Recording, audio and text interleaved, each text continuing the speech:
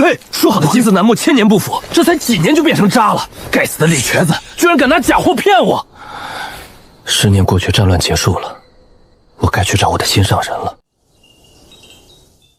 请问念慈在吗？你找谁？这里不是念慈的家吗？我不认识念慈，你找错地方了。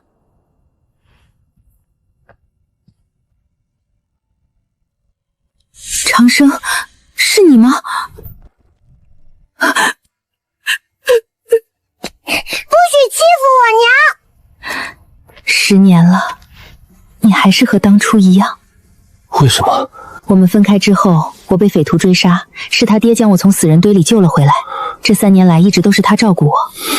10年太漫长了，人生又能有几个10年呢？小姑娘，你叫什么名字？告诉叔叔吧，他是娘亲的故人。我叫李念生。念生，好名字。哥哥的名字当中也有一个生字，不过我叫陈长生，你叫我长生哥哥吧。你要去哪儿？我原来的房子不在了，我看李瘸子的棺材铺还在，我去他那里住一段时间。娘，长生哥哥是你的朋友吗？不是朋友，是一位很熟悉的故人。那他找的念慈是谁？可能是他的青梅竹马吧，毕竟念慈这个名字一听就是男子对心上人的称呼。原来是这样呀，那长生哥哥能找到他的心上人吗？或许长生哥哥已经找到了。好了，爹爹快回来了，我们一起去做饭给他吃，好不好？好。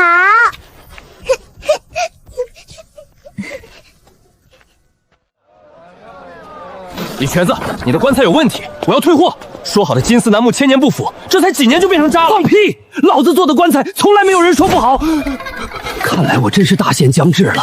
陈长生那个死穷鬼怎么来找我了？当初你可是和我打包票说，如果棺材出了问题可以来找你退钱。现在你这个样子是想赖账吗？要钱没有要命一条。李瘸子，你就不怕我吗？当初我坟上的图可是你帮我买的。我李瘸子一生无儿无女，也没什么老相好的。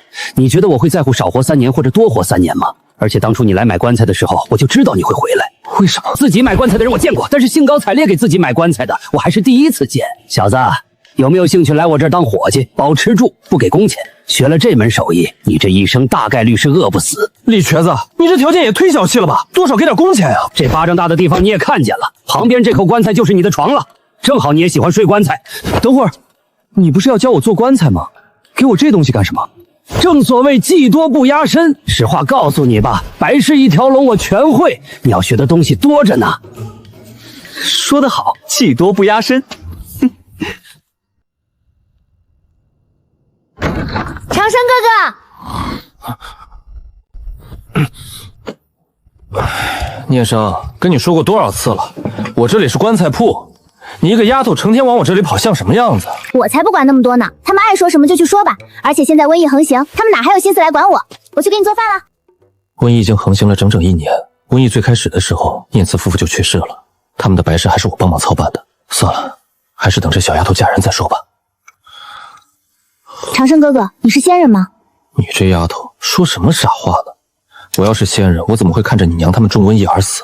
你娘可是我很好的朋友。长生哥哥，我长大了，我不是以前的小丫头了，有些事你骗不了我。你这丫头今天又发哪门子的疯？不是不给你买糖葫芦，实在是你那牙齿不能再吃糖葫芦了。改天我带你去买。念慈是我娘的小名。你是在怪我没有救你娘吗？不，我从来没有怪你，我太了解你了。如果你有办法能救我娘，你一定不会看着她死的。这个秘密是娘在临终前告诉我的，她知道我。明天带你去抓兔子，这件事情就此打住。为什么？当年你错过了一次，现在你还要做同样的事情吗？我希望亲手埋葬你的是你的子孙，而不是我。你明白我的意思吗？长生哥哥总是那么好骗，我又骗到你了。作为惩罚，你今天打算送什么给我？这是给你的生日礼物。长生哥哥，听说明天这样会有仙人来选徒弟，我想去试试。仙人能活很久很久，或许那个时候我就能一直陪着你了。念仙人不是那么……让我任性一回好吗？好，一切依你。我先回去了。长生哥哥，你有时间多出来晒晒太阳，不要老是躺在棺材里。长生哥哥，你有没有听过一句话，终被年少不可得之物困其一生？你这样做，何尝不是给自己添加了一道枷锁？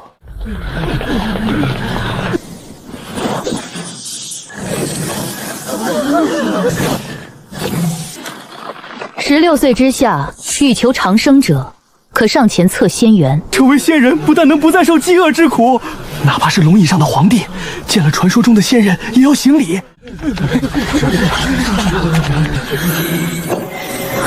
果然是极品水灵根，丫头，你可愿拜我为师？仙人，拜你为师之后还能回来吗？当然可以，待你学成之后自可下山。另外，这东西交给你家中的亲人。仙人，这里面是什么？回家打开之后，你自会知晓。多谢仙人，请容我回去处理好一些琐事。如此机缘，定不能让其出现半点意外。长生哥哥，仙人要收我为徒。你真的想去吗？想。为了什么？为了长生。天下有很多人从凡人变成了仙人，但却从来没有仙人变成凡人。可见长生路是一条不归路。若是有一天你走累了，你且回头一看，长生哥哥永远在你身后。修仙是一个吃人不吐骨头的地方，放人之心不可无。仙人光临寒舍，真是令寒舍蓬荜生辉啊！这丫头有仙缘，她未来前途不可限量。念生这头从小就调皮，以后就要牢防仙人费心了。对了，不知仙人所居仙山是何处？若是有时间，我也好去拜访一下。南边万里之外有一宗门，名为玲珑宗，普通人30年也未必走得到。你若是想来，那便来吧。我此次出来有任务在身，我们要快点出发。长生哥哥，你的话我记住了，我一定会来找你的。在这儿已经停留了8年时间，若是继续待下去，可就不是保养得好这种说法能糊弄过去了。是时候去看看聂生那丫头，看她过得好不好。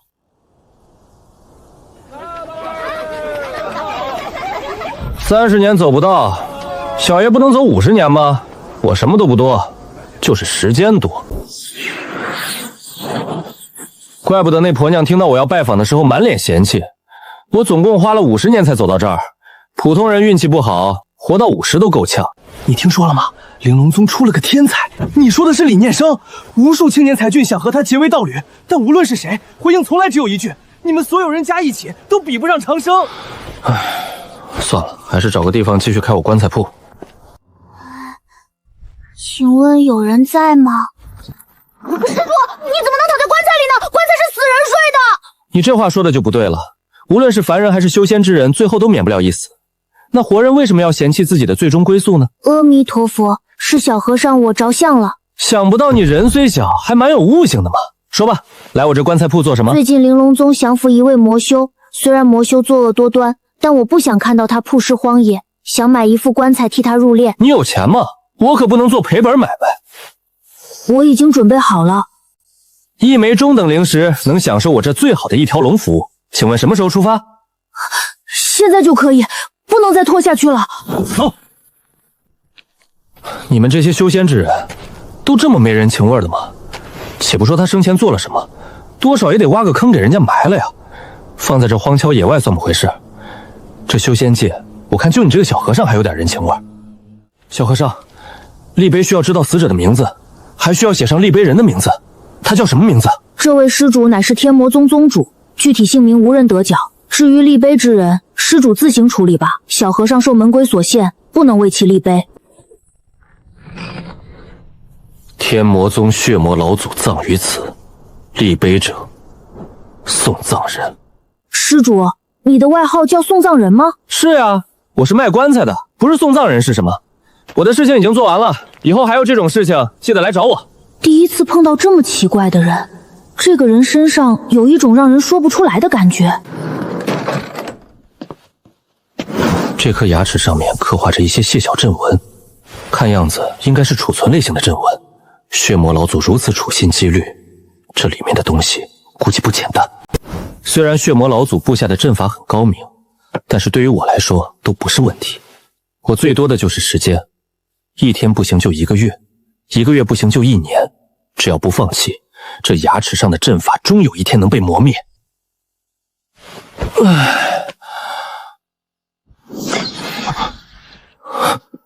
伪灵根有意思，我倒要看看这伪灵根到底是什么东西。这血魔老祖真是个人才啊，这种稀奇古怪的方法都能被琢磨出来。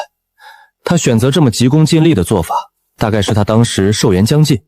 我拥有这么长的寿命，也许能解决这个难题。不管了，睡一觉再说。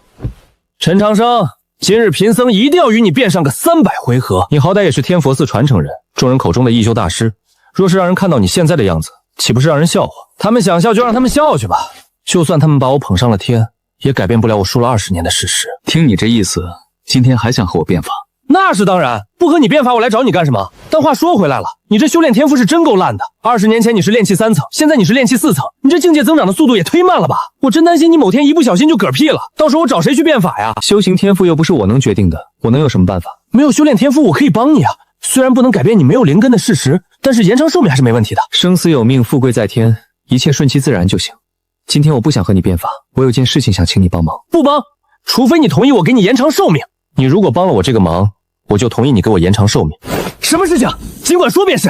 我一休大师保证办到。你来玲珑宗应该是为了参加长生仙子接任长老的典礼吧？怎么，你也想去见识一下？不是，我想请你把这个东西交给长生仙子。你别告诉我你喜欢长生仙子，这个女人压根就对道侣的事情不感兴趣，你还是别白费功夫了。只要你把东西送到她的手上就行。你若是办到了，我就同意延长寿命。先说好，东西我可以帮你送到，但我不能提你的名字，一旦被长生仙子的追求者知道这件事，你估计会死得很惨。可以。小和尚，80年后见。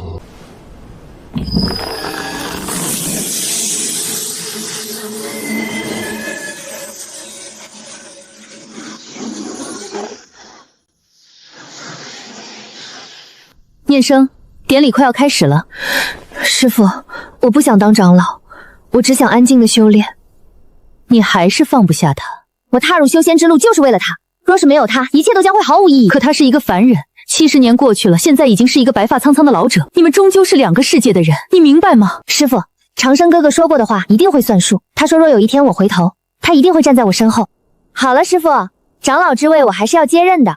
成为玲珑宗的长老，我才能获得更多更好的功法。我可不想在这条路上停下脚步，因为我知道长生哥哥也不会停下。上清观送琉璃丹2枚，天佛寺送佛经1本。长生师叔，师侄还有另外一份贺礼送上。有心了。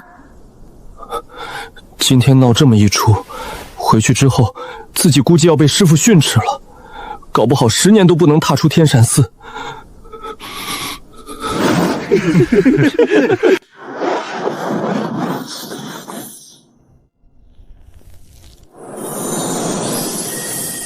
东西我很喜欢，典礼结束之后，你单独一人来见我。什么情况？长生仙子看上了一个筑基期小和尚。念生终于想明白了，虽然一休的辈分差了一些，不过等那几个老和尚退位，一休的辈分自然就上去了。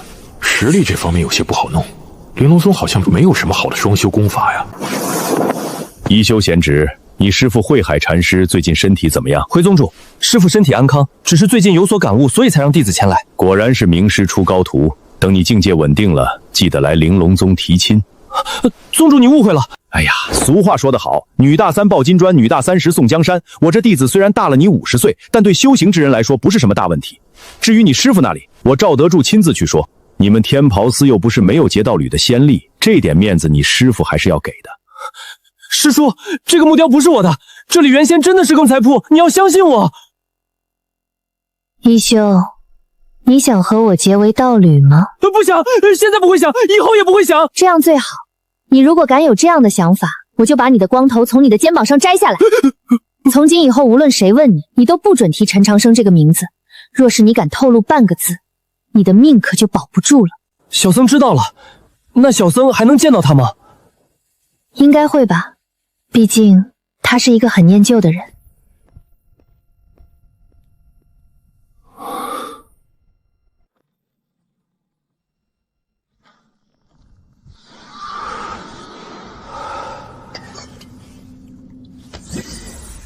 哈哈哈！血魔老主果然说的没错，人造灵根果然可行。长时间浸泡在草木精华中，能提升对木属性灵气的敏感程度，也就拥有了木灵根。而且在沉睡时，身体不会主动吸收草木精华，这下再也不用担心被大能抓去做研究了。真是天助我也！这次我一定能成功突破炼气9层。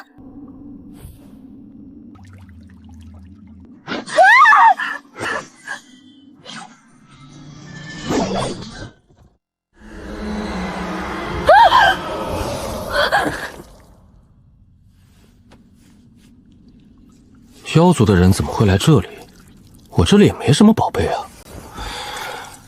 当初在洞口顺手撒了的回春草，居然突破了自身生长上限，存活了整整80年。如果没猜错的话，应该就是这株回春草将它引了过来。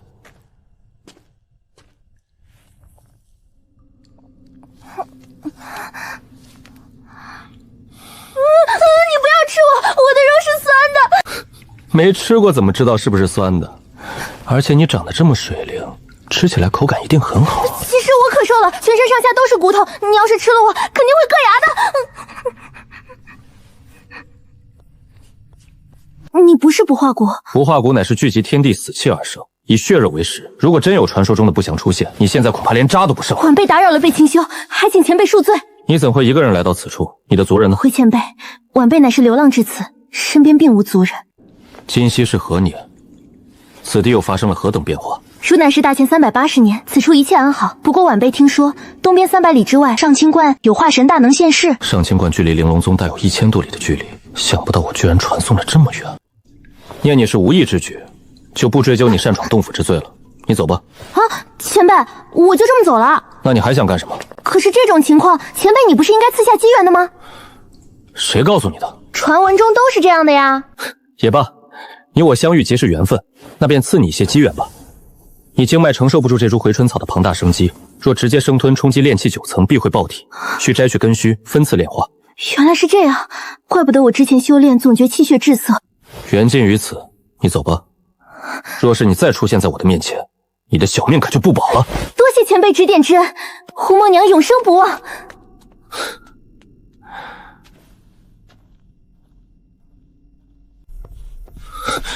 陈长生，清风师兄，有什么事吗？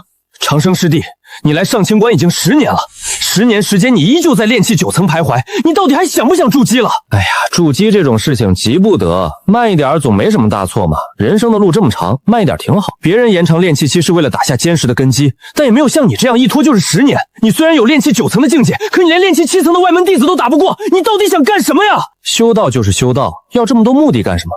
另外这种事情有师兄你就够了，多我一个不多，少我一个不少。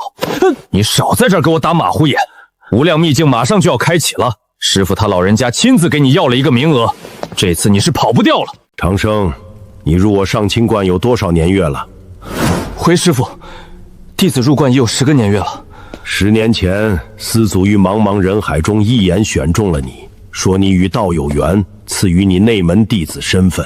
哎呦，师傅，骨头要断了，您轻点儿。你是否与道有缘，为师不敢妄下定论，但你能不能给为师解释一下后山那块放了300年的雷击枣木为什么会变成棺材？师傅，小师弟完全是无心之举，您就原谅他这一回吧。是啊，师傅，小师弟年纪小不懂事，无心之举。我只给了他外围阵法路线，3年前雷击木还好好的，昨天去看却变成了一具上好的棺材。你告诉我，什么样的无心之举能悄无声息地破开我的大阵？师傅，那块雷击木放太久了，虽然材料可遇不可求，但对你现在的境界来说，多少有些鸡肋了。那东西对我有没有用，我还用你来教？雷击木是我留着雕刻三清祖师的，现在雷击木没了，你说怎么办？道在人心，三清泥塑即可。想让旁人懂我道门，何须外物？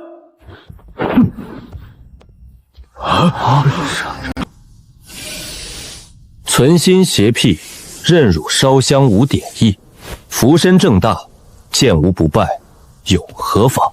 好，小师弟果然与道有缘，这22字尽显我道门风采。悟性尚可，雷击木的事暂且记下。若不能在无量秘境筑基，小心你的腿，滚吧！看到你就心烦。存心邪僻，任尔烧香无点意，福身正大，剑无不败，有何妨？也就只有我元神上人的徒弟才能写出如此有道韵的对联。看看这字，气度不凡，一般人哪能写出这字呀？慧海屠驴和赵德珠那个王八蛋，仗着自己收了个好徒弟，整天耀武扬威的。等长生筑基之后，定要杀他们的气焰。师兄，你的灵力再后些，风力太大，我没法专心看书了。长生，你整日捧着书本，到底都在看些什么书？这世间太大，就算花上千千万年，也未必能看尽。看完一本书，等于了解了一个人一生，虽然不能观其全貌，但还是可以窥探一二。那你看了这么多书，对你有帮助吗？当然有。不看书，我怎么解开师傅的核心阵法？那你是怎么破阵的？师傅修行的基础传承于上清观，我在藏经阁找到了师傅当年留下关于五行阵法一脉的笔记。明月，你掌管藏经阁，咱们上清观有五行阵法这一脉吗？我虽然没有小师弟博闻广记，但藏经阁的大致分类我还是知道一些的，没听说过五行阵法这一脉。二师兄当然不知道，二师兄看守藏经阁是在30年之前，但五行阵法早在50年前就被撤出藏经阁了。小师弟，你别告诉我你去了书目。二师兄果然慧眼如炬，你该不会把书坟里的书都看完了吧？我虽入门10年，不过我已经看了3/10了，那起码有40万本。书坟里共有藏书98万3521本，勉强有3/10吧。你说的五行阵法一脉，我听师傅说过，这是200年前某个宗门的看家本事。藏经阁里收录的应该也只是基础和一些介绍，你凭借这些就能破了师傅的大阵？当然不是，师傅传承于上清观，又不擅长阵法，大概率无法自创阵法。入门第2年，师傅就给我展示了那块雷击木。为了破阵，我花了1年时间阅尽藏经阁所有阵法书籍，一番比较后才发现，师傅布下的阵法是由9宫八卦阵和北斗阵糅合而成。我试了很多次，始终破不了。就这样，师傅的阵法整整挡了5年。后来我在书坟中看到了五行阵法典籍，还找到了师傅的笔记。我终于明白了，他是借用了五行阵法的原理。之后我又花了1年半破阵而入，最终在10天前完成了棺材的制作。师傅，你的雷击木死得不冤。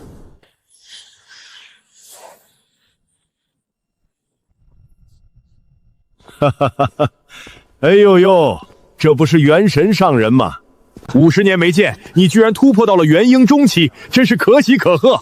有话说有屁放，贫道不想和你这种粗俗之人有过多的交流。你好歹也是道门中人，脾气怎会如此火爆？我知道你眼红我收了一个好徒弟，200岁不到就已经是元婴后期了。如果不是实在找不到，凭借咱俩的交情，我高低得帮你找一个。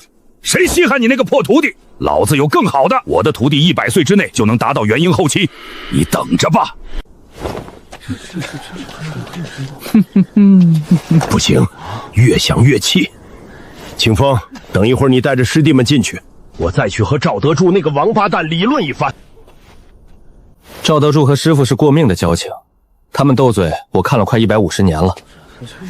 师兄，不是说玲珑宗有一个叫长生仙子的天才吗？怎么没看到他的身影？长生仙子和天佛寺的一休禅师都去大前国边境了。一休禅师？一休禅师是天佛寺的继承人，仅次于长生仙子的天才，已经达到了金丹后期。自己只是睡了一觉，小和尚变成禅师了。师兄，他们去边境做什么？还能做什么？当然是与夜月国开战了。别想了，这等国战，只有金丹境才有资格参加。等你达到金丹境，恐怕早就结束了。无量秘境马上就要开始了，快进去吧。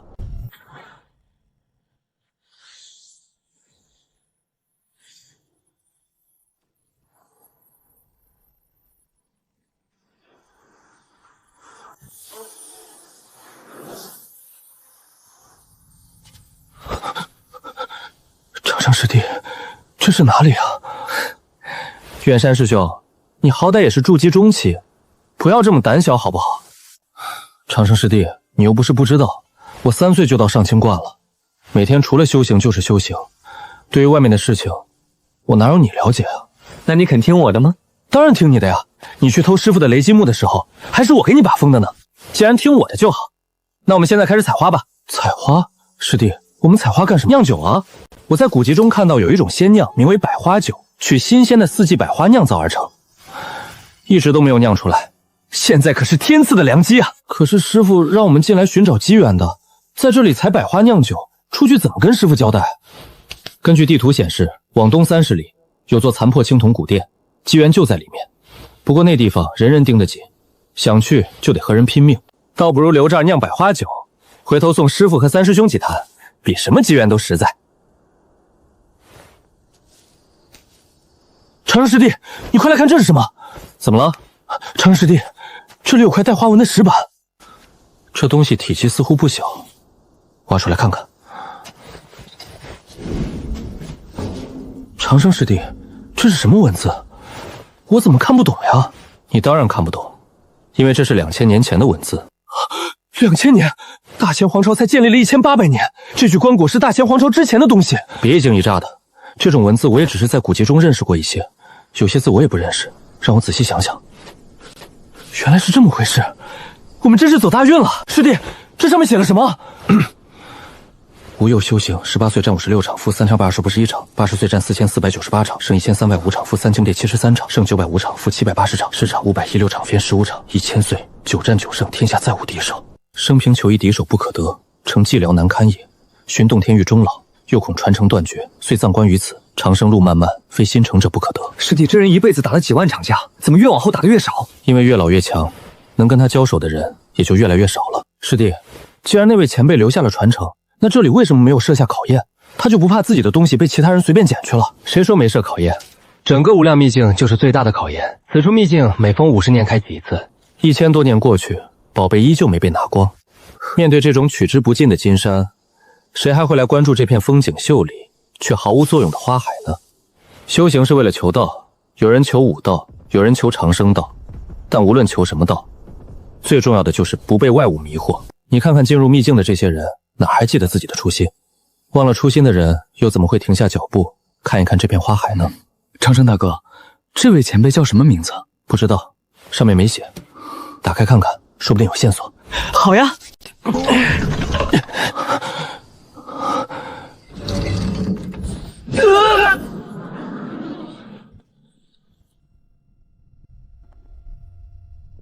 得此机缘，证明尔等尚未被外物迷惑，无善拳法。此套拳法蕴含了吾之毕生所学，望后世之人好好珍惜。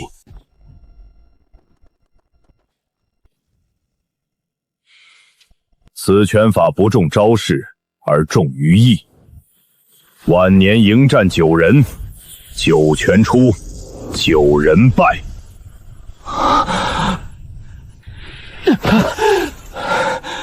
后世习我拳之人切记，拳法可以输，但拳势不可弱。一拳打出，定要叫对手肝胆俱裂。敢问前辈尊姓大名？世人称吾百拜仙尊。多谢仙尊赐下机缘。敢问此拳法叫什么名字？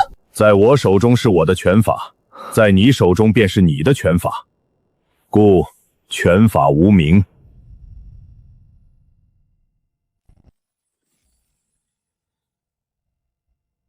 长生大哥，我怎么1个时辰不到就结丹了？不是1个时辰，我们在里面起码度过了2个月。2个月？有这么久吗？当然有。我们挖出棺椁时，周围的花被破坏了不少，可你看，那些花已经重新长出来了。我们觉得没待太久，是因为仙尊前辈的境界太高，让我们产生了错觉。另外，他演示拳法时，我们的身体早就跟着练了很多遍。有这样一位强者手把手教，境界不提升才怪。原来是这样呀，那我们是不是马上就要离开秘境了？酿酒花了2个半月，学拳又花了2个多月，还是快点收拾吧，搞不好马上就要被排挤出去了。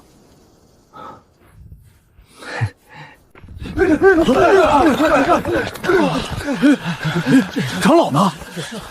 六师兄，怎么只有你一个人来？师傅和大师兄他们呢？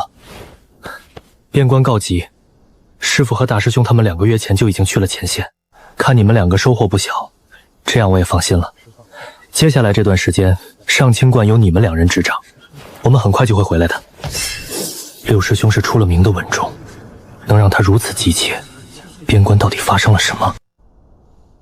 罢了，此事不是我能管的，再担忧也无用，不如过好自己的每一天。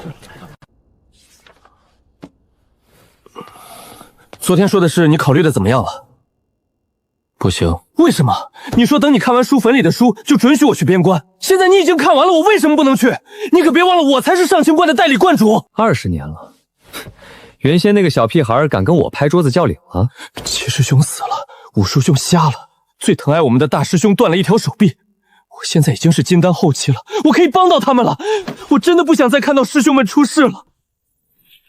从现在开始，我就是上清关观主，九师弟宋远山为上清关副观主，上清关大小分关全部往西后撤3000里。三师兄，师父他们呢？夜月国不知道怎么回事，元婴期的大能突然翻了1倍还多。师父他被3个元婴后期围攻，最后陨落在凤凰山上。我们几个师兄一起行动，半路遭了埋伏。大师兄为了把我送出来，自爆了金丹。大前皇朝战败了，从边关算起，割了5000里地给夜月国。那师父的尸体呢？你为什么不带回来？你是想看着师父的尸体被人炼制成傀儡吗？别摇了，再摇三师兄就要被你咬死了。你伤到了根基，我本事有限，救不了你。夜月国来势这么猛，要的绝不只是5000里地，他们是想吞掉整个大前皇朝。远山天赋不错，就是还有些孩子气。这50年你好好教他，上清关的将来在他身上。长生，你要去哪儿？我去给师父和师兄他们收尸。说来不怕师兄你笑，没来上清关之前，我的老本行是卖棺材，那具雷击木棺材就是提前给师父预备的，现在正好用上了。我们修仙求的是长生，可大家都以为长生之后是大逍遥，却不知道长生才是最大的痛苦。世间如苦海，长生就是永远浮在这苦海里，上不了岸。师父他们脱离了苦海，我们应该替他们高兴才对。以前我记得三师兄说过一个故事，还拿他来下远山，说修仙界有个神秘的存在，专门给寿元已尽的人收尸，只要他出现，就说明有人要死了。没人知道他的名字，只知道他叫送葬人。你还详细调查过这事儿，发现送葬人第一次出现是给100年前的血魔老祖送葬。除此之外，他还和天佛寺的一休禅师有着千丝万缕的关系。不过我只想说，送葬人没你想的那么吓人，他就是个卖棺材的。长生大哥，你还会回来吗？我为你们都做了一具棺材，等你们用到它的时候，我会再回来的。10年过去，每个人都变了，唯有长生师弟未变。远山，过段时间你对外宣布，就说上清关的关门弟子走火入魔而死。为什么？长生大哥他活得好好的。照我的话做，长生有自己的路要走，上清关和他就到这里了。师祖说过，能入道门的人都是6情缘浅，却又重情重义。别人不懂他，我们不能不懂。我那师父平生最怕丢脸，死了又怎会愿意留在异国他乡？就让我这个做徒弟的带你回来吧。师徒一场，这次就不收你零食了。人族入城需交3枚铜钱。没有显露修为果然是对的，这种小城都有金丹修士坐镇，夜月国怎么突然变得这么强？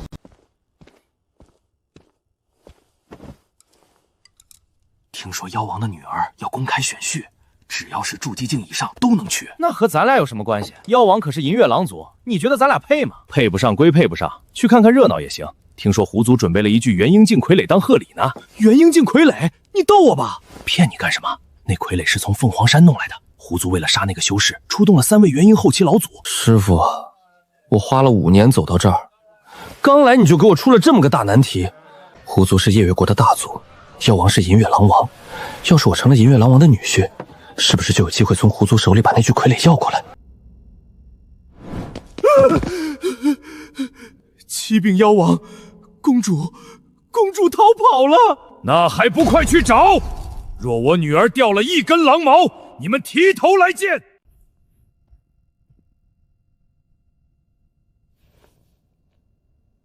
你喜欢嫁人自己去嫁吧，哼，本姑娘可不奉陪了。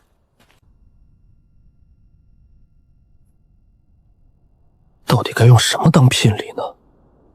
唉，我除了一表人才的相貌和学富五车的知识，好像也没什么拿得出手的了。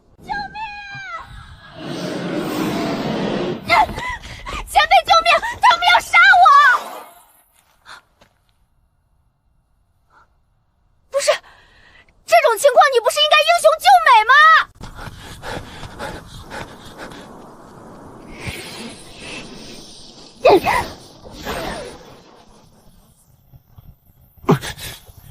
我干什么？前辈，他们要杀我！你一个筑基境的修士，浑身上下挂满了法宝，这合理吗？你压根就是大户人家偷跑出来的小姐，他们是来带你回去的。既然被你看穿了，那我也不装了。我回去囧多挨顿骂，关几天禁闭。你不带我跑，我就说是你诱骗我出来的。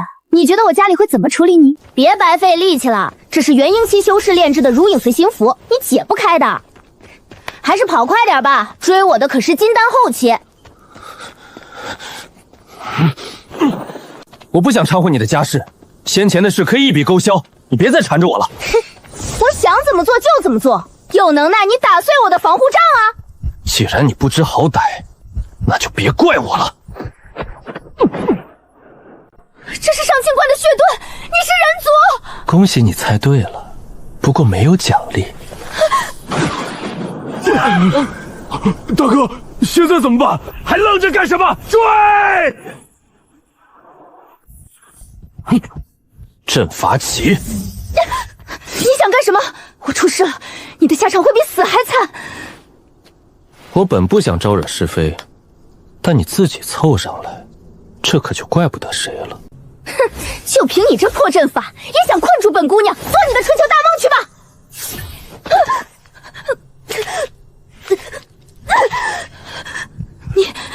你对我做了什么？没做什么，就是压制下你体内的血脉而已，让你现出原形而已。不可能，人族要是有这种阵法，大前皇朝早就拿出来了。我这补全的残阵只能对付筑基期，你但凡刚才不在这儿废话，说不定就撞出去了。解开禁制的方法是什么？想都别想，我不会告诉你的。有胆子你就杀了我！我没那个胆子杀你，但我可以把你的毛剃光。你敢！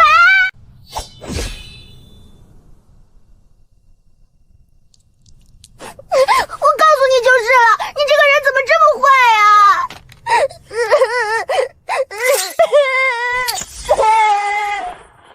你这身家还真是丰厚啊！现在可以放我走了吧？你要是嫌不够，我还可以给你更多。我爹是……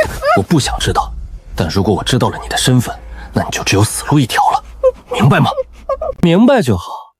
接下来我给你做点小改造，保证让你改头换面。不要啊！住手！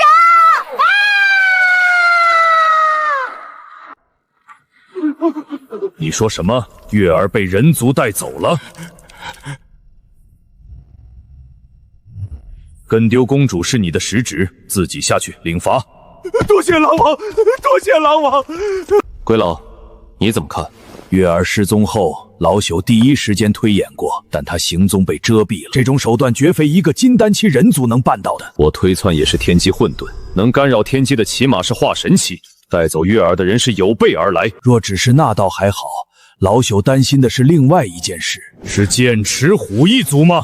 不只是剑齿虎，狐族也印动频频。既然他们想玩，那就陪他们玩玩。我听说玲珑宗的长生仙子和天佛寺的一休长师都在夜月国境内消失了，是被你们杀了吗？哼，要是能杀早就杀了。要说大前皇朝最难对付的人，他们两个绝对是其中之一。谁能想到他们居然……你想套我的话？只是随便问一下，你不愿意说就算了。真的只是随便问一问？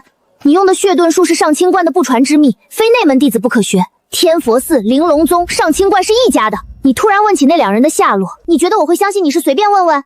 你很聪明，但血遁是上清观的秘术，别说妖族，就是一些外门弟子也不一定知道。可你好像非常清楚。我是妖族，你是人族，种族不同，国家不同。你觉得我会告诉你？不过我倒是好奇你的身份。上清观有9大真传弟子，名字连起来是一句诗：清风明月本无价，近水远山皆有情。清风明月已经陨落，李近水重伤逃走，难不成你是上清观第9位真传弟子宋远山？你对上清观真是了解，比大前皇朝的修士还清楚。看样子大前皇朝出了叛徒啊。没错，那你猜猜这个叛徒是谁？我不想去猜，皇朝我管不了，我只想把我师父和师兄们带回去。嘿呦呦，原来你打的是这个主意呀！可惜你办不到，你师父已经被练成了傀儡。狐族是夜月国的强族，你一个金丹小学谢使能做些什么？要不你放了我，说不定本姑娘心情一好，就把你师父的尸身还给你了。多谢好意，在我没确定自身安全之前，不会放你走。你身上应该没有家中长辈留下的标记吧？你猜？为了安全起见，我准备在你体内种下87道禁制，一旦出了意外，你会瞬间死于非命。你敢？不是敢不敢的问题，我已经做了，不然你以为我为什么一直抱着你？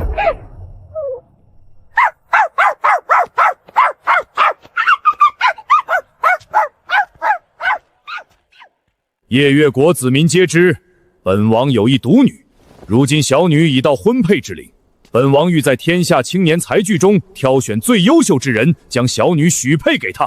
诸位若有意者，尽可上前。启禀狼王，在下对公主仰慕已久，愿意一试。林兄，在下也对公主仰慕已久，我们恐怕要公平较量一番了。胡战，我怎么不知道你仰慕公主？你该不会是信口胡说的吧？林兄说笑了，对一个女子心存爱慕，未必要像林兄一样闹得世人皆知。我胡族知书达理，怎么会做出有违礼数的事呢？哼！等一等，我也要参加。人族陈长生拜见狼王，在下虽未见过公主，但也想参加此次招婿大会。你想迎娶我的女儿，凭什么？就凭在下的一颗真心，人族参加妖族招婿大会本就需要莫大的勇气，我来了难道还不足以证明对公主的心意吗？好，本王允许你参加，有言在先，明日考验能否成功，就看你的本事了。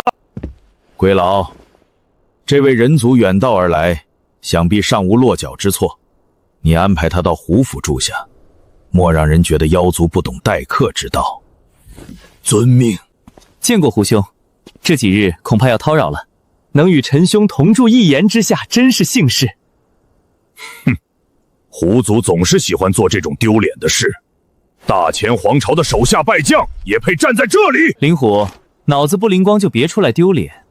夜月国打败的只是大前皇朝，不是整个人族。你这话要是被一些人族大能听到了，引起两族大战，你担得起吗？光天化日之下妖族内斗，是想让外人看笑话吗？陈兄勿怪，方才一时失言。虽然两国交战，但我胡族一向亲近人族，还望陈兄莫要介意。胡兄快人快语，我怎会斤斤计较？陈兄，这是你养的战宠？不是，路边遇到的，看他瘦骨嶙峋流落街头，一时不忍就带在身边了。陈兄真是宅心仁厚。回狼王，那个人族已送去胡府。月儿被人族带走，招婿大会上又出现一个人族，你觉得这两人是否有联系？此人来历不明，时机太巧，和公主失踪脱不了干系。但一个金丹修士没本事屏蔽天机，多半是幕后主使的马前卒。言之有理，此事劳烦归下去跑一趟，查清这个人族的来历。遵命。幕后之人太侮辱人了，若是抓到，定要将他碎尸万段。前辈，您还记得我吗？我是媚娘呀。原来是你啊！你怎么会在这儿？前辈，进屋说话，此处不是说话的地方。前辈，你不该来夜月国的，夜月国是是非之地。看样子你这只小狐狸知道很多事儿，不过与我无关。我的目的很简单，只想迎娶完颜公主，其他事一概不管。前辈，你与那完颜公主素未谋面，我知道你绝不是为她而来。招婿大会就是一场骗局，请你赶快离开夜月国。骗局？胡族和虎族两大支柱都参加了，怎么会是骗局？就算真是骗局，你一个小小的妖族又是怎么知道的？前辈，当年若不是你赐下机缘，媚娘恐怕永远无法筑基。此次招亲地点定在夜月国的禁地，去了十死无生。胡族和虎族已经拿到保命的东西，所以他们不会有事。前辈若是非去不可，一定要在禁地里寻找和你一样的人族。5年前有2位人族掌握了一些秘密，被夜月国的化神大能追杀进了禁地。如果他们还活着，他们可能就是前辈唯一的生路。叛徒，他简直就是妖族的叛徒！本姑娘一定要将他碎尸万段！小白，现在能说说夜月国的秘密了吗？如果我没猜错，那两个被撵进禁地的，应该就是长生仙子和一休禅师吧？想都别想！就算你杀了我，我也不会告诉你的。我告诉你，你千万别放了我，不然我一定把胡媚瑶那个贱狐狸碎尸万段。当年狐族心慈手软放过了他，没想到他居然反过来帮外人，他该死！原来是这样。我遇到胡媚阳时，她只是个炼气9层的修士，连化形都不完整，天真的像张白纸。当时我还疑惑，一个妖族豪门小姐怎么会独自在外历练？现在看来，她不是自己跑出来的，是被撵出来的。谁说她是豪门小姐？只是个普通妖族。你这话就有点欲盖弥彰了。修仙界是人吃人的地方，有时候亲如手足的朋友也会为一块灵石杀得头破血流。胡媚娘若不是豪门出身，以她当年的性子，恐怕早就死得骨头都不剩了。如今她回来，多半是来报仇的。就凭她一个小小的筑基修士，别说是她，就算加上你，你们两个在夜月国也翻不起什么风浪。我说过很多次了，我只想把师父和师兄们的尸体带回去，你为什么就是不信？如果只是想带回故人的尸体，你至于费这么大劲？现在我甚至怀疑你和我的偶遇也是你安排的，你就是心存不轨，企图颠覆我夜月国。随便你怎么想，我要睡觉了。大胆！你居然敢让我睡地上！你信不信我杀了你？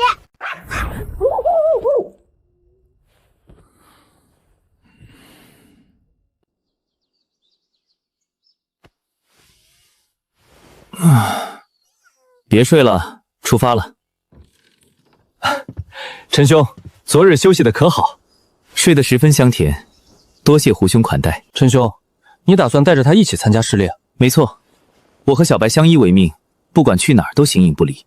陈兄真是风趣，给他取名小白有意思。没办法，小白总幻想自己有一身雪白的毛发，我只好给他起这个名字了。对了，我带小白参加试炼不影响吧？不影响。此次试炼不限手段，也包括战宠。陈兄，请跟我来。胡兄，此处是何地？此处是夜月国的禁地，也是招婿大会的试炼场所。禁地深处有一朵彼岸花，谁能摘下它，谁就有资格迎娶完颜公主。原来是这样，那怎么不见其他参赛的妖族？他们已经进去了，我是专程来接陈兄的，所以还没进去。哎呀，原来是因为我耽搁了胡兄的时间，真是惭愧。陈兄不必自责，你我一见如故，这点小事算不了什么。先进去的未必就能占优势，谁能拿到彼岸花才算赢。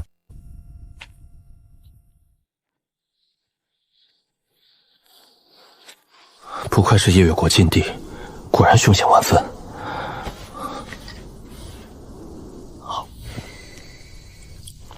胡兄，此处瘴气非同寻常，在下有特制的解毒丹，你要不要来一颗？哎呀，陈兄不说，我差点忘了，此处瘴气厉害得很，金丹修士也不能幸免。不过我狐族体质强悍，就不浪费陈兄的丹药了。对了，陈兄，此处瘴气是夜月国禁地特有，你是如何看出来的？难不成你曾来过？夜月国禁地自然没来过，只是曾在无名古籍中见过类似的记载。原来如此，据我所知，500年来夜月国禁地从未有外人进入过。陈兄看到的那本古籍是何人所著？这个我就不知了。我发现那本书时，它已经快烂得不成样子了，或许是500年前所著也说不定。言之有理，我们还是快快出发吧。林虎他们已经进去围阵了。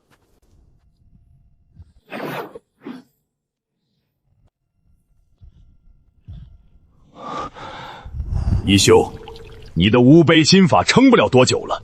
狼王，你让妖族借用如此不祥的力量，到头来只会给妖族带来灭顶之灾。现在回头还来得及。回头？为何要回头？力量就是力量，何来正邪之分？虽然你我种族不同，但我很欣赏你。只要你肯弃暗投明，我愿助你突破化神境。龟老，查清楚那个人族的来历了吗？回狼王，大前皇朝内并无他的记录，或许他用的只是化名。哼，且容他再嚣张几日，等血祭完成，天下无人能拦我。到时候不管是人族还是妖族，都要对我俯首称臣。两位，我觉得你们与其想着怎么弄死对方，不如先看看这些遗迹。少故弄玄虚！天堂有路你不走，地狱无门你闯进来，今日就是你陈长生丧命之时。我知道你想杀我，但你能不能等一下再杀？没看到我在研究东西吗？什么叫等一下再杀？我现在就要杀你！你严肃一点行不行？虎战，你什么意思？你是要帮外族吗？灵虎，杀人什么时候都可以做，但你别忘了我们来这儿的目的。陈兄，可看出什么端倪了？虎兄，大前皇朝境内的无量秘境你听说过没有？略有耳闻。无量秘境和这里有什么关系吗？有关系，而且估计还很大。无量秘境当中也有一座青铜古殿，这在大前皇朝不是什么秘密。但夜月国禁地中也出现了一座类似的青铜古殿，胡兄对此怎么看？无量秘境是大前皇朝所掌控，且非人族不得入内。若不是听陈兄说起，我还真不知道这事。别说你不知道，我怀疑两国之间知道的人也不多。这些青铜古殿上的花纹颇为奇特，不像寻常装饰。若是二位不着急的话，在下可以尝试破译一下。这青铜古殿，我妖族不少长老也尝试过破译，陈兄有把握伐？单独面对一座古殿，当然没把握。但胡兄别忘了，无量秘境中的青铜古殿同样也有人在研究，两座古殿加在一起，未必没有破解之法。如果这花纹真的记录了某些信息，留下古殿的人一定是想让后世之人知道些什么，而不是故意卖关子。之所以看不懂，是因为时间太久远，曾经的文字已经消失了。原来如此，陈兄有发现了。是的，我解开了青铜古殿的秘密了。是什么？快说！二位博学多才，想必也看出了两座古殿的花纹彼此有联系，却找不到任何一种文字对应。这能说明什么？这东西存在的时间太久，当年的文字消失也正常。林兄说的在理，但留下古殿的大能怎么不会考虑到这个？他一定会找一个可以跨越时间、脱离文字的方法。最简单的方法就是图画，文字可能会断层，但图画不会。在很久以前，天空每隔一段时间就会降下巨手抓捕生灵，生灵拼死反抗，却始终不敌。终于有一天，有人发现了一股强大的力量，万物生灵借此打败了巨手。起初以为是上天的恩赐，后来才发现这股力量比巨手更加危险。你还有其他花纹吗？快拿出来！后面到底发生了什么？抱歉，我的都拿出来了。整幅图画我们只凑齐了1/10，想要凑齐完整的故事，我们需要凑齐18座青铜古殿的花纹。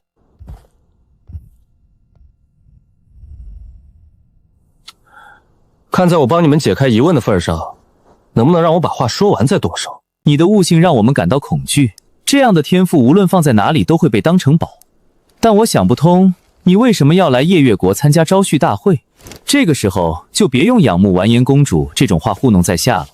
我来夜月国当然有目的，但在说之前，我想说我了解到的是，夜月国修士突然暴增，把大前皇朝打得节节败退，这是我一直想不通。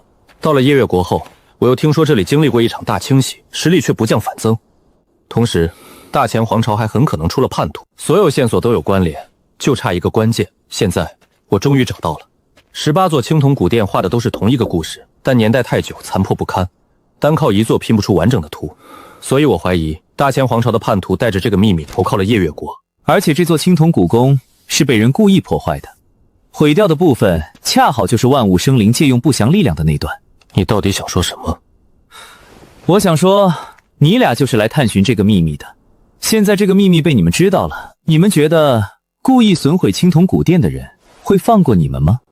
哈哈哈！好，如此青年才俊，简直是世间罕见，真让本王刮目相看。启禀狼王，此人乃是奸细，我等正准备将其献给狼王。你们虎族总爱玩些小伎俩，当初你们怂恿虎族追求月儿，无非就是想利用月儿知道背后的秘密。现如今秘密被你们知道了，你们还不满意吗？狐族和虎族的2个老古董，以为联手就能让我将秘密交出来，这种想法简直是太天真了。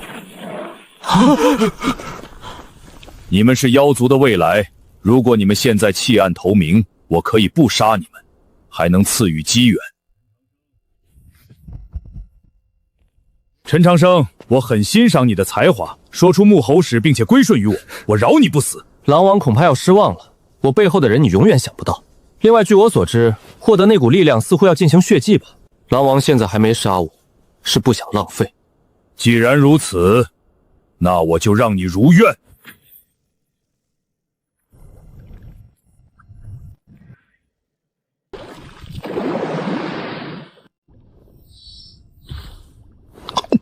没了月儿的血为引，这血禅恐怕无法助我突破化神期。龟老，真的就没有其他办法了吗？回狼王，老朽确实还有一个办法。什么办法？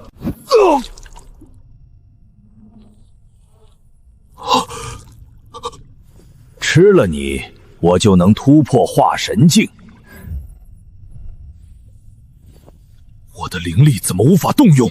别白费力气了，我能助你达到化神圆满，自然也有反制你的方法。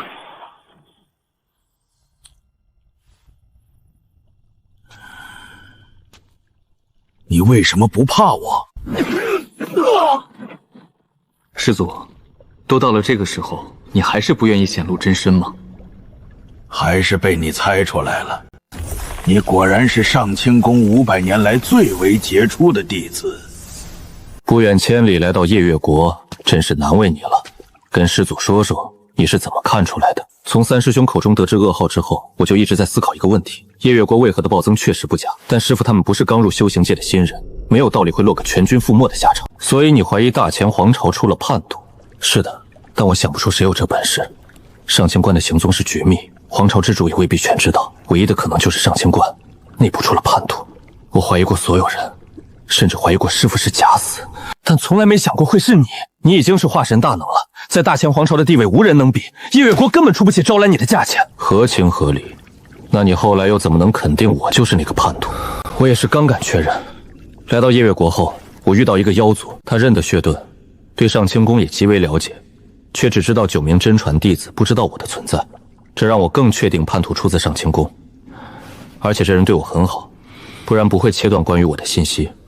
我在招婿大会上用了真名，夜月国却到现在都不知道我的身份，这已经很能说明问题了。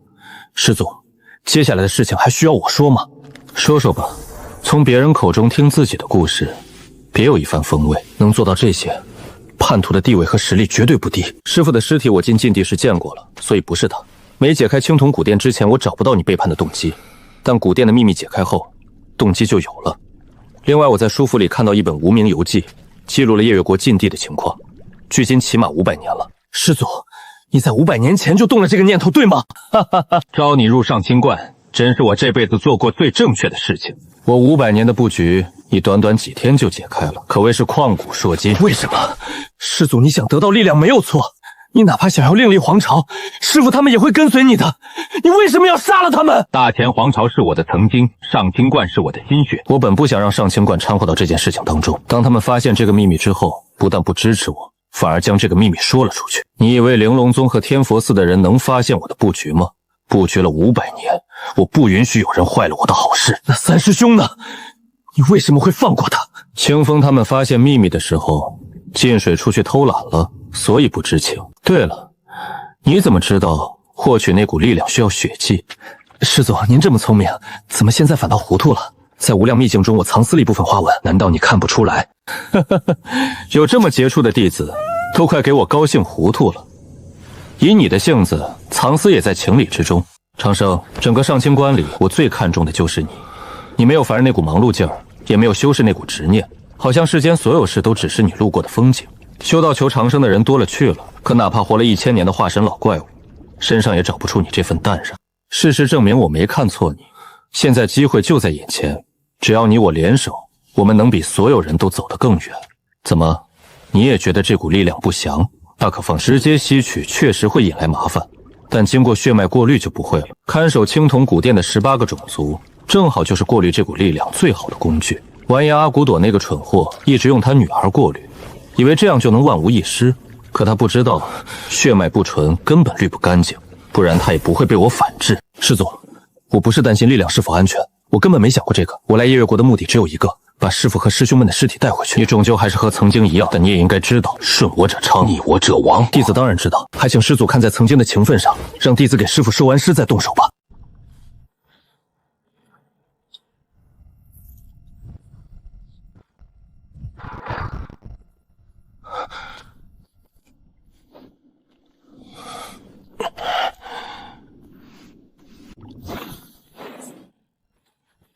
你为什么只挖了3座坟？难不成你认为你能活着带走他们？师祖，说出来不怕你笑，弟子在入门之前是卖棺材的，偶然获得葬送人这个称谓。作为专业人士，我对量的把控还是很精准的。今天只用得上11具棺材，所以不会再拿出多的。你凭什么有这样的把握？师祖，你听说过百拜仙尊吗？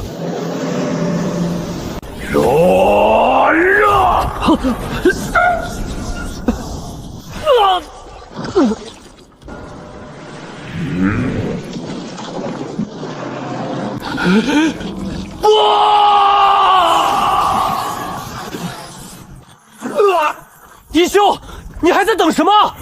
朝身让不回，使火力化入无限。师祖，弟子是卖棺材的，终有一日，弟子会来给你送葬的。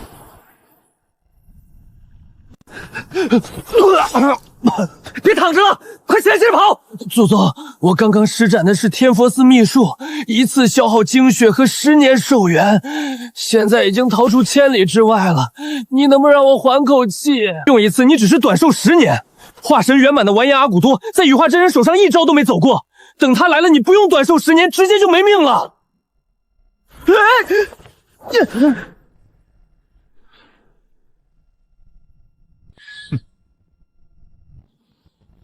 我的好徒孙，你可千万要躲好了。若是让师祖找到你，怕是小命不保了。本体那边出了麻烦，这具分身绝不能在此耽搁太久。长生，咱能不跑吗？羽化真人只是化神圆满，不是化神之上。我们已经逃出万里之外，他抓不到我们。小心驶得万年船。为了稳妥起见，先跑个2万里再说。你抓紧时间疗伤。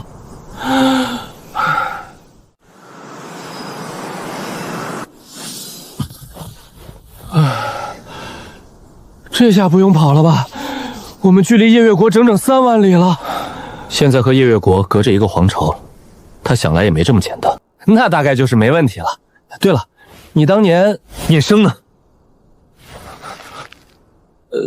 师叔他老人家不见了。不见了是什么意思？你们一起进的禁闭，一个大活人怎么会不见了？羽化真人叛国的消息传开后，我和师叔去查禁地。我们找到封印不祥之力时暴露了，完颜阿骨朵召来2位化神老祖围剿，天fall寺和玲珑宗的老祖赶来救援，可还是冲不出去。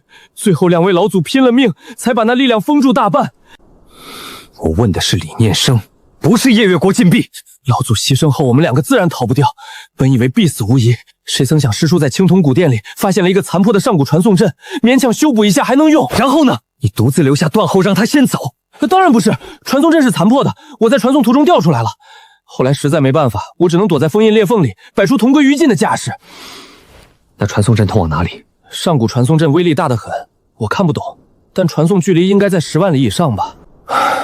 这茫茫人海，我上哪儿去找聂生这个丫头？其实你也不用太担心，师叔已经是元婴圆满，距离化神只有1步之遥，以他的实力，在哪儿都能活得很好。对了，你怎么突然就金丹境了？还有，师叔好像很早以前就认识了你，你到底活了多久？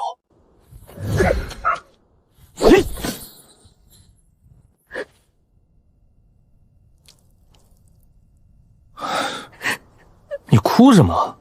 你爹又不是我杀的，能保住你一条命应该高兴才对。我凭什么不能哭？我最爱的父亲利用我，碰到这种事情还不能哭？说的也对。谢谢你为我爹收尸，虽然他利用我，但他终究是我爹。如果没有你，他恐怕会落个破尸荒野的下场。那个，你爹不会暴尸荒野，羽化真人要用你爹的尸体血脉，就算陈长生把他埋了，大概率还是会被挖出来。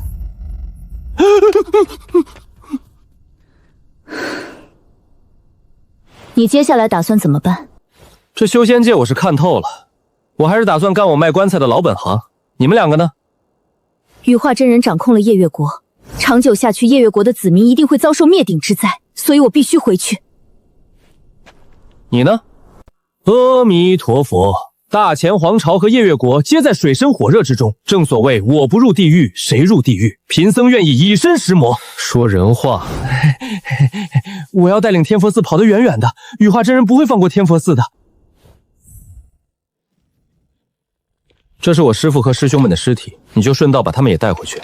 另外，你按这上面的地址安葬就行了。你这么熟练，这些东西该不会早就准备好了吧？恭喜你猜对了。从入上清观开始，我就给所有的师兄弟准备了棺材和风水宝地，其中也包括了我的师父和师祖。照你这么说，你连我的也准备了？没错，但是你要给钱。看在相识一场的份上，我给你打个8折。我现在还活得好好的，你这么早就给我准备棺材和坟地，是不是有点为时过早？早点准备省得麻烦，早晚有这么一天。不是，我现在是元婴境的修士，未来也不是没有可能达到化神境。哼，化神修士就不会死了？唉，你的好意我心领了，但咱俩谁给谁收尸还不一定呢。对了，你说的那个百拜仙尊是谁？在夜月国要是没有他的虚影，我们可就死定了。要不你透露点线索，我也好去找一下这位前辈。这个你别想了，百拜仙尊少说也是2000年前的人物。我在无量秘境发现他的石棺，他本来打算在无量秘境作画，后来又换了地方，我也只是随手试试，没想到真管用。那如果百拜仙尊的石棺不起作用呢？那我就只好投靠我那位师祖了。我虽然是卖棺材的，但不代表我想死。你们该走了。百拜仙尊的石棺就算没解决羽化真人，也会给他带来不小的麻烦。现在你们知道了他的秘密，要小心一点。现在我们回去危机四伏，你就不劝劝我们？万物生灵走向终结是一定会发生的事，唯一的区别只是早一些和晚一些。这条路是你们自己要走的，我为什么要劝？最多给你们打个折上折。说的有道理，但你真是个王八蛋，真受不了你这个无情的家伙。我先走了，等过个1800年之后，我再来给你收尸吧。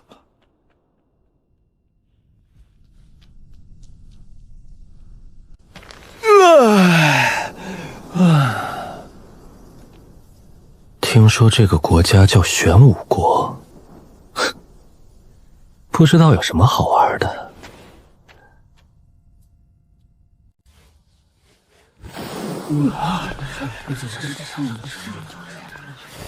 左星河拜见先生。我真后悔当初救你，整整10年，每年都要来请我一次，你难道不嫌烦吗？若能请到先生，别说10年，再花10年又何妨？当日若非先生搭救，星河早已命丧黄泉。星河只是不解，以先生之才，为何甘居这小小苦海镇？若先生愿意，玄武国愿以国师之位相待。我不去皇都，不是因为恃才傲孤，也不是因为你开的条件不够，实在是苦海镇有大量的新鲜药材和珍贵树木。我开的是棺材铺和医馆，这些东西对我很重要。先生说的是，但玄武国实在求贤若渴，这次前来，星河带了一些东西，相信能弥补先生的损失。七星草，皇室珍藏了300年，千年肉灵芝，费了大力气才弄来，九转玄功，若非只有前3层，足可入天阶。先生若愿往皇都，这些都是您的。肉灵芝、七星草，这些可都是琉璃丹的主材料。据说琉璃丹一旦服下，便能炼成金刚琉璃之身，肉身强到足以搬山倒海。用我们那边的说法，化神期以下的修士根本破不了防。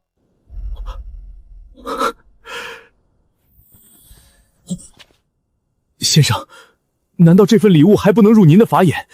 先生想要什么尽可开口，只要是星河能弄到的，无论什么条件，星河都答应。唉，不是在下不识抬举，你开出的价格越高，说明要解决的麻烦越大。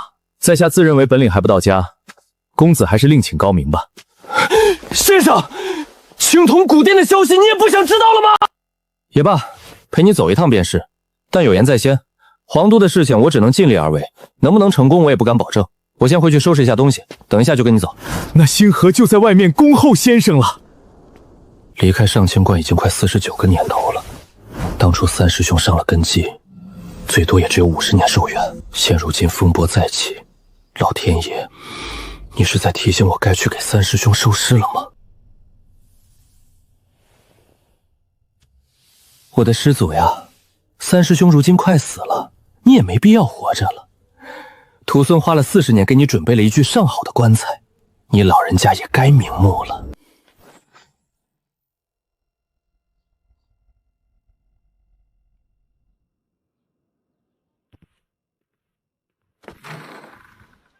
先生学富五车，依旧手不释卷，如此态度，当真让星河佩服万分。星河该安排高等魔兽作为坐骑，但考虑到情况特殊，太过招摇恐会给先生带来不必要的麻烦。有什么想问的就问吧，既然答应帮你，我也不会藏着掖着。先生，您炼丹阵法、医术、寻龙点目样样精通，这么多东西是如何做到的？你今年多大了？星河今年正好满100岁，100岁有你这修为，算得上颇有天赋。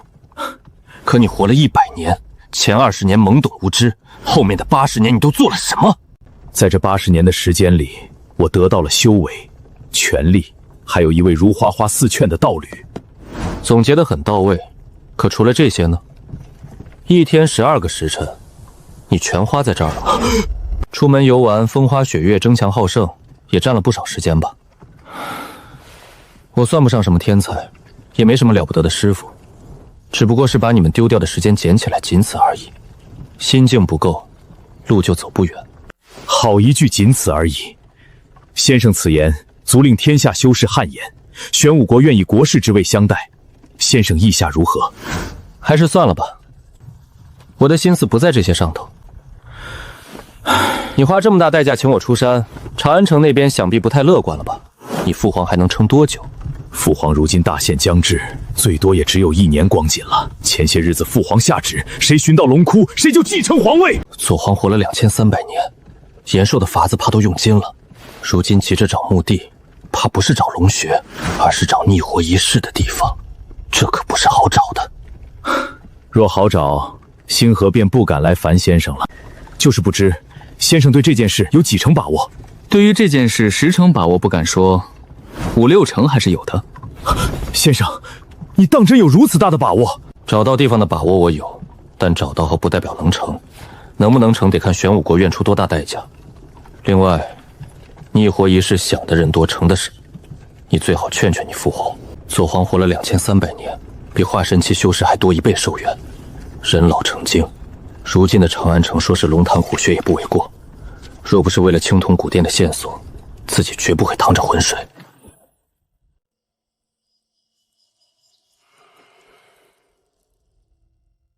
父皇，儿臣遍访高人，寻遍玄武国所有名山大川，终于替父皇找到一处龙穴所在。有了这龙穴，定能助父皇再活一世。父皇，儿臣同样也找到助父皇再活一世的龙穴。先生，吃食这些还是等一下吧，要不我们先介绍一下龙穴。现在是宴会，吃东西才是正事。你现在该关心的不是这件事。现在不关心龙穴的事，那该关心什么？你爹马上要死了，你们9个儿子兴高采烈的给他找墓地，你不觉得这事说不过去吗？先生，现在还来得及吗？亡羊补牢，为时不晚，记得动作夸张点儿。父皇，儿臣舍不得您呀！男子汉大丈夫，哭哭啼啼的成何体统？父皇，如今儿臣即将与父皇分别，儿臣心中实在不舍。你的孝心朕知道了，但生离死别乃是天道，不必太过伤心。能不能要点脸？这么不要脸的招数，你是怎么想出来的？为什么我就想不到呢？大哥，你从哪儿找来这么一个乡野村夫？如今正是父皇千年大计的关键时刻，让这种人出现在大殿之上，岂不是丢了我玄武国的脸面？没听说过压台出场吗？厉害的人都是最后才出现的，慌什么？敢问左皇可有地图？若有，地图越大越好，越详细越好。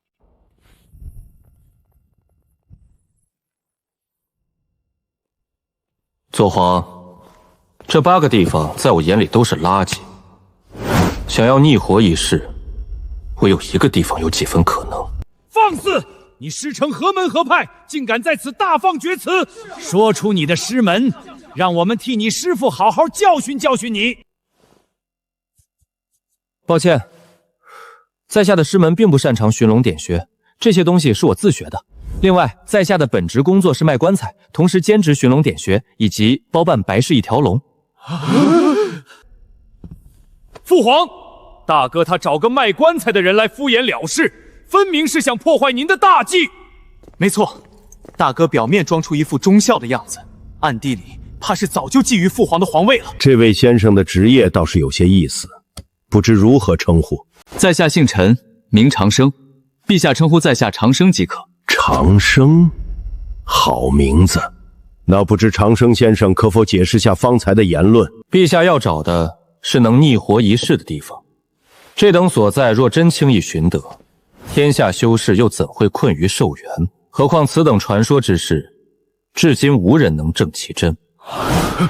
这些人个个夸夸其谈，说到底不过是空口无凭。既然是骗人的话，可不就是废纸一张？有几分道理。那不知先生选的龙穴在何处？朕也想看看你选的到底有何不同。就是这里。放眼方圆10万里，也就只有这个地方有可能助陛下逆活一世。那个位置，正是与青铜古田有关的地方。荒谬！此地乃是天下公认的禁忌之地，怎会有龙穴？你们可真知道什么才是真正的禁忌？此人意图将陛下引向禁地，老朽恳请陛下将此子诛灭。先生为何偏选此地？这可是十死无生的绝地。先生似乎知道什么是禁忌。陛下说笑了，禁忌这东西，古往今来没人说得清。在下不过是勉强想了几个词去描述。说来听听。不可被认知，不可被定义，不可被描述，不可被观察，能站住这几条的，便是禁忌了。先生这一席话倒是道出了禁忌的恐怖之处，可你既知此等凶险，为何还会选择此地？因为洞天福地，有能者居之。在陛下诞生之前，这片大地上也曾有过其他强者，同样会被寿元困扰，也会做出和陛下一样的选择。禁忌虽然无法被描述，但禁忌已经强到万物生灵连提都不敢提的地步。这样的存在，他们停留的地方也一定是最好的。陛下所需的龙穴自然不能以常理论之，那8个地方虽然不错，但对陛下来说远远不够。想要逆活一世，唯有向死而生，硬闯荒古禁闭，方有一线生机。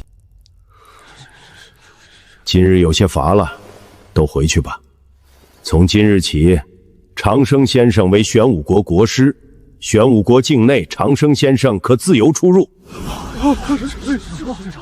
这可是连我们都没有的恩宠，藏宝阁、功法密室，从来只有父皇一人能进的地方。陛下，您不能这样啊！我和大皇子说好了，不担任玄武国任何职务的。老子后槽牙都咬碎了，这么好的机缘，你说不要，你不要给我啊！先生，你为何要选择荒古禁地？原因我刚刚说过了，只有荒古禁地才有可能助陛下逆活一世，其他地方没有这种可能。先生，您方才说的理由确实无懈可击，但星河相信您还有其他理由。原以为你比较聪明，多少能看透目前的局势，谁曾想你现在都没看透，我多少还是有点失望的。先生此话何解？我问你，玄武国谁最强？当然是我的父皇。那谁最了解玄武国？也是我父皇。他登基以来，玄武国疆域翻了1倍不止，每一寸土地都是他亲手打下来的。这不就得了？陛下是玄武国最强者，也是最了解玄武国的人，他难道不清楚什么地方能助他逆活一世？先生的意思是，荒古禁秘是父皇自己的意思？没错，你身为玄武国大皇子，史书应该比我清楚。陛下活了2300年，前面2200年里既无子嗣也无道侣，可偏偏这最后100年你出生了，还多了8个兄弟，2200年都没做的事儿，忽然在这100年里全做了，你不觉得这像是在交代后事？您的意思是，父皇早在100年前就开始准备了？没个200-300年的准备想都不要想。陛下让你们找龙穴，不过是借机考验你们罢了。让9个年不过百的小毛孩子来准备逆活一世的大事，那才是天大的笑话。先生，你能不能劝劝父皇？荒古禁地乃是大恐怖，稍有不慎，整个玄武国都会覆灭。我怎么劝得动陛下？我不过是个外人，这种事该你来做才对。来的时候我就让你劝劝你父皇，因为我早就猜到他会选择荒古禁地。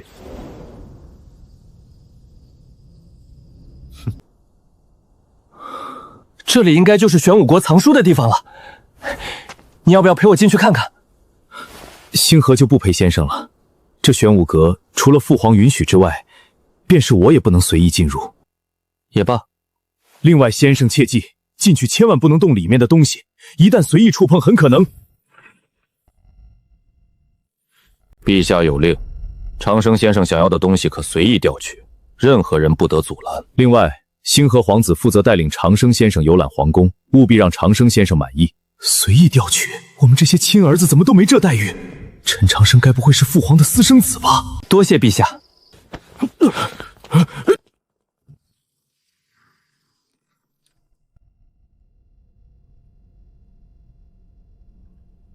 先生，您该不会姓左吧？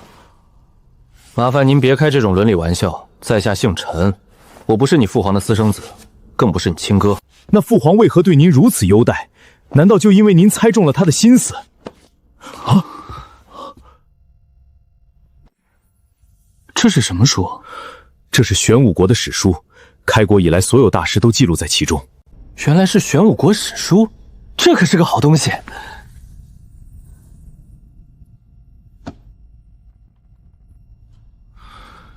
青铜古殿的记载，你就是从这里知道的吧？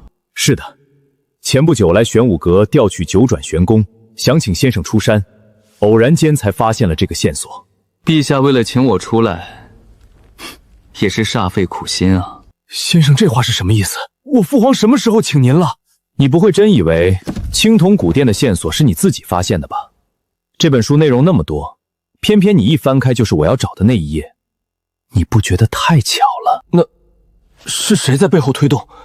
还能是谁？当然是你父皇。他发现了我的存在，自然会探查我的底细。或许是出于好奇，他才轻轻推了你一把，让我来到这长安城。可青铜古殿的事，我只对先生一个人说过。没错，但你调查青铜古殿，就得找人问，翻古籍。在长安城这1亩3分地上，你做什么，陛下能不知道吗？我突然感觉我像个孩子。既然先生了解父皇的想法，那先生觉得父皇接下来会怎么做？还能怎么做？当然是考虑能不能接受我开出的价格。可是……好了，你可以走了，我要安静看书了。另外，记得叫人把玄武阁的典籍都抄一份给我，我留着以后慢慢看。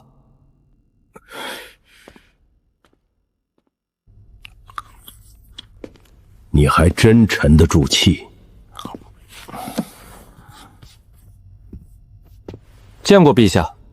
1个月时间看了这么多，你很喜欢看书？在下没什么特别的爱好，唯独喜欢书。玄武阁给你了，国师你也当上了，拿了这么多好处，依旧贪得无厌。你真以为我不敢杀你？陛下此言差矣，我拿的并非我想要之物，交易要公平，强买强卖可不成？陛下虽能一念定我生死，但我确信您不会杀我，也不会强逼我。你凭什么这么自信？就凭荒古禁闭，那地方有多凶险，陛下比我清楚。去那种地方容不得半点差池，您带进去的人必须信得过。若强迫我随行，陛下您心里恐怕也不会踏实。开出你的条件。我想请陛下帮我杀一个人，至于那半成机会，在杀那人的过程当中，陛下也会拿到手的。有意思，以你的实力和智慧都杀不了的人，想必不是什么简单的角色。你虽然转修了玄武国的功法路数，但我还是在你身上察觉到了另一种气息。如果没猜错，你应该来自3万里之外的大前皇朝吧？既然陛下想听，那在下就给陛下说说吧。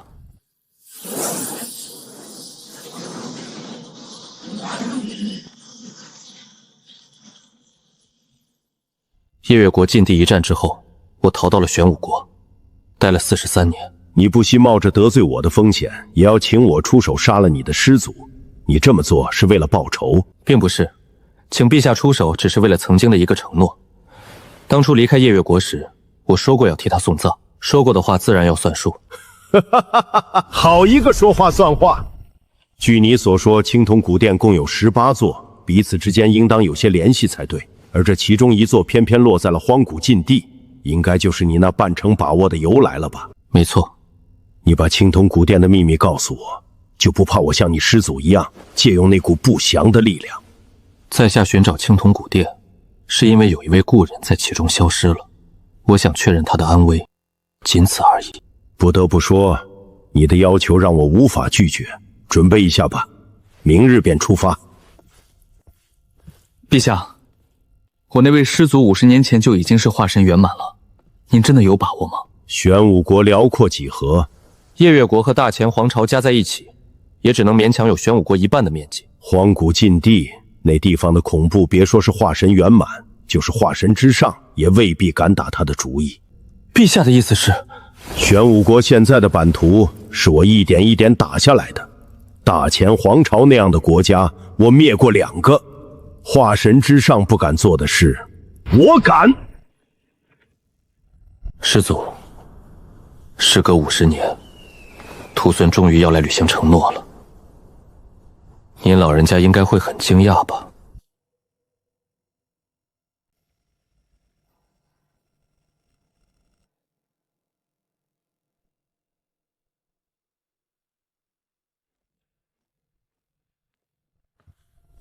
先生，你在看什么？看看曾经的故人而已。可这里距离大前皇朝足有3万里，先生能看得见他们？故人在心中，自然不用眼睛看。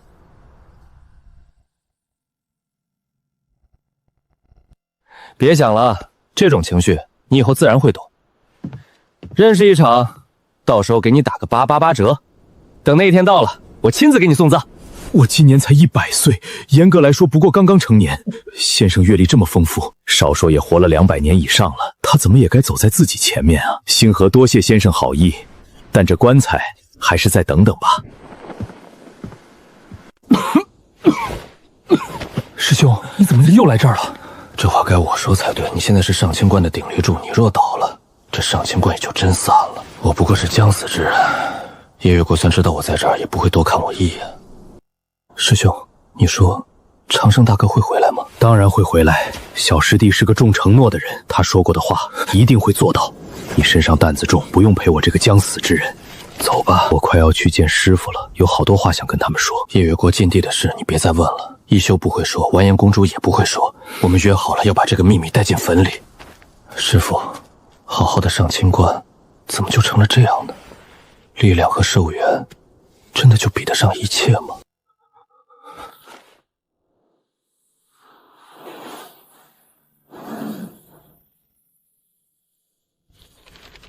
先生，这送葬人真有这么厉害，居然能无声无息地在妖族境内杀死妖王。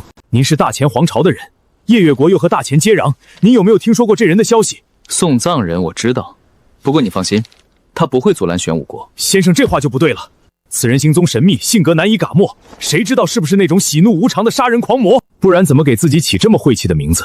送葬人一听着就不吉利，防患于未然总归是没错的。送葬人是我的外号，我怎么不知道我喜怒无常，而且还成了杀人狂魔？先生，你怎么会是送葬人？我为什么不能是送葬人？你别忘了我是卖棺材的，包办白事一条龙，专门给人收尸下葬，有个送葬人的称号很奇怪吗？信息这种东西，传得越远，变得越多。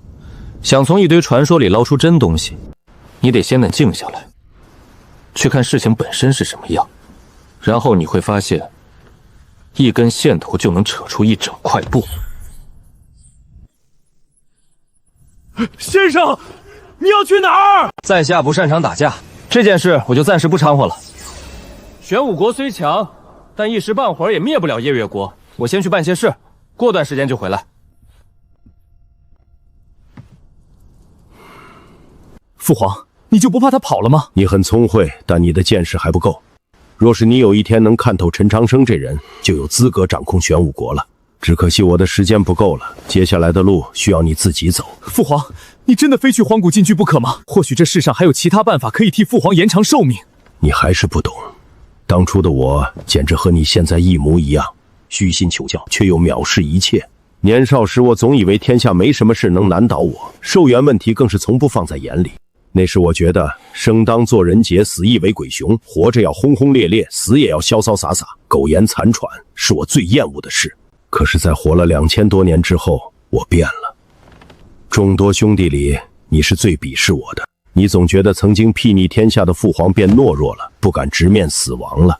你的看法对也不对，说你对是因为你确实该有这想法，说你不对是你太小看朕了。凡人总说海枯石烂，沧海桑田，在他们眼里，石头不会烂，海不会干。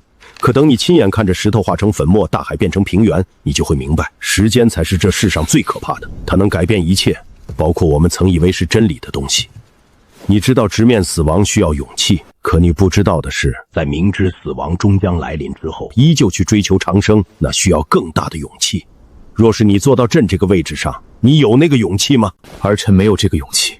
没有这个勇气，也不失为一件好事。至少你的未来是稳定的。若有可能，将来一定要重用陈长生。为什么？10年前你去魔兽山脉历练，被他文有所救。其实朕一直在暗处看着。你们的每一句谈话，我都听得一字不落。从那时候起，我就对他起了兴趣。我观察了他10年，10年对修士来说不算长，但也足以让一个人发生改变。可10年过去了，那人还是当初的样子。修士求变数，因为只有变数才能突破瓶颈；而国家求稳，只有稳才能长久。朕是玄武国的皇，也是一个修士。现在是我求变数的时候，而你不同，你还有很长的路要走，所以你必须求稳。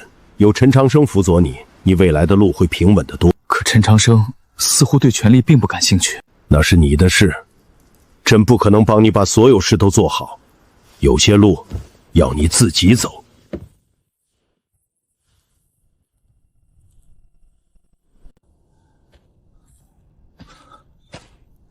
小师弟，是你来了吗？三师兄，是我。我就知道你会来。你承诺过的事，一定会做到。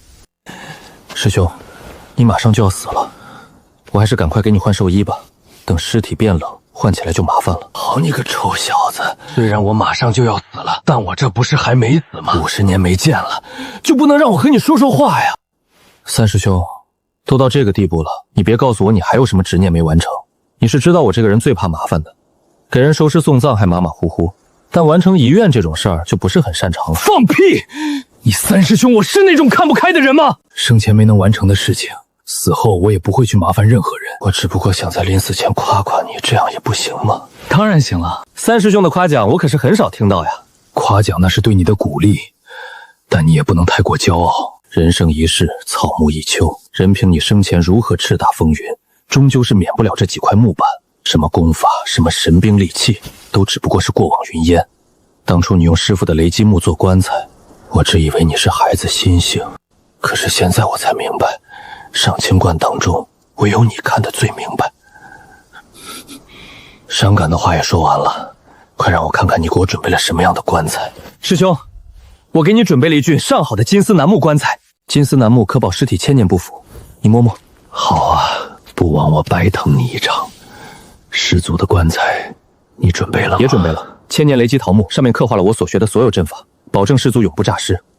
到时候和你们葬在一起，也能慢慢的和他讨论曾经的过往了。哈哈哈哈哈！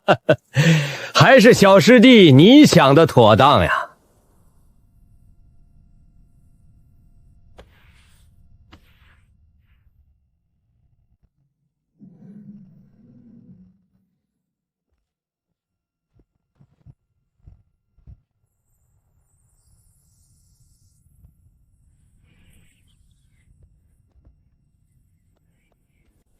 师兄，这是我根据古法酿的百花酒，在无量秘境的时候，我拉着远山没让他去和人争抢，按师傅的脾气，肯定是要骂我的。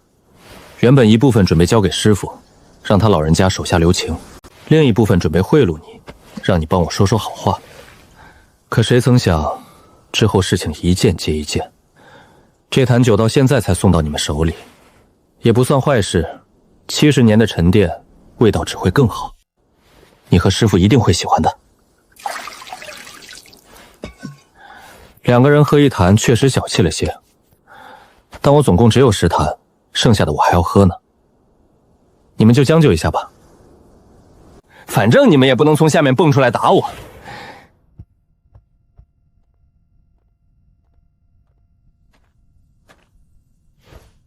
师傅师兄们，我还要去把师祖带来见你们呢。先走一步了。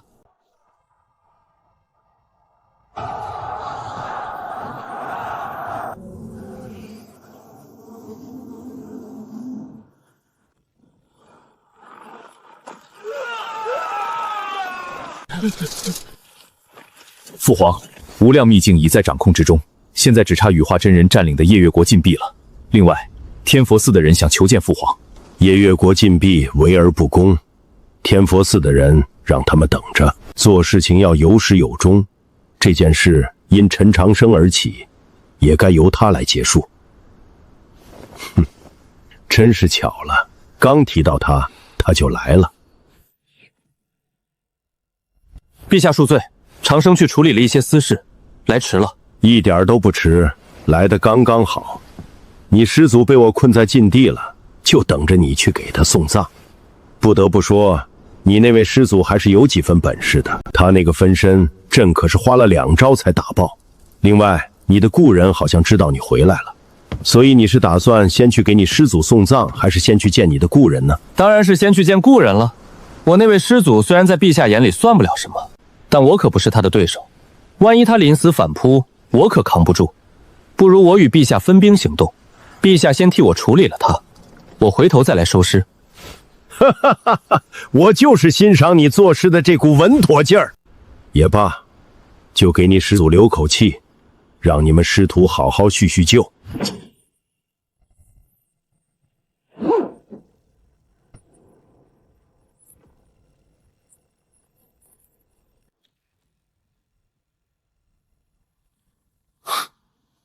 修仙界可真危险，幸好我不喜欢你。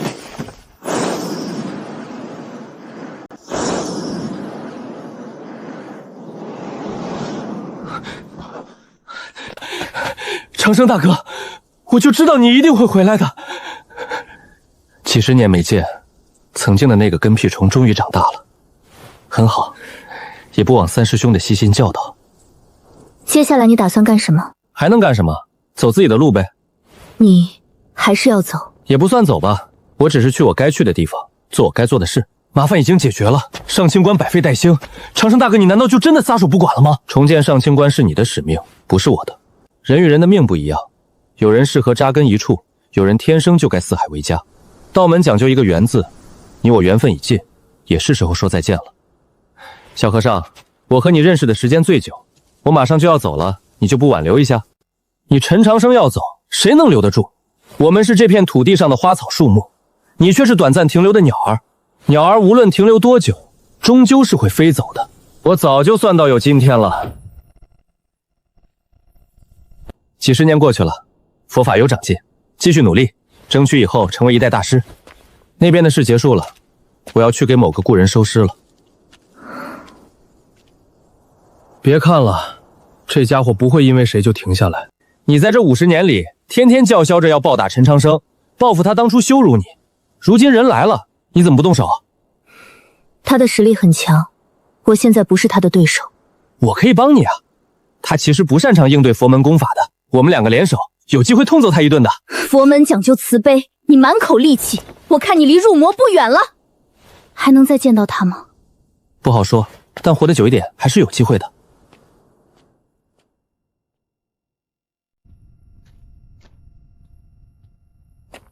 师祖，徒孙给你打造的这具棺材，你看怎么样？不错，看得出你很用心。上次你侥幸逃脱，我就一直有种隐约的不安，可我没想到你会回来的这么快，还请了这么强的帮手。没办法，师祖你这么强，我哪敢一人来给你送葬？现在都到这个份上了，师祖能不能回答徒身几个问题？可以。无量秘境同样有青铜古殿，你为什么会跑到夜月国来布局？无量秘境下面镇压的东西被人灭了，所以我找到了夜月国。原来是这样，那你杀了师父他们，你后悔过吗？些许风霜罢了，为求长生大道，有些牺牲是必要的。若是道友能再活个1000年左右，或许能与在下一决雌雄。只可惜你活不了这么久了。对了，这图画上的大手代表着什么？你对青铜古宫研究了这么久，应该知道些什么吧？我当然知道，但你觉得我会告诉你吗？就算我说了，你敢信吗？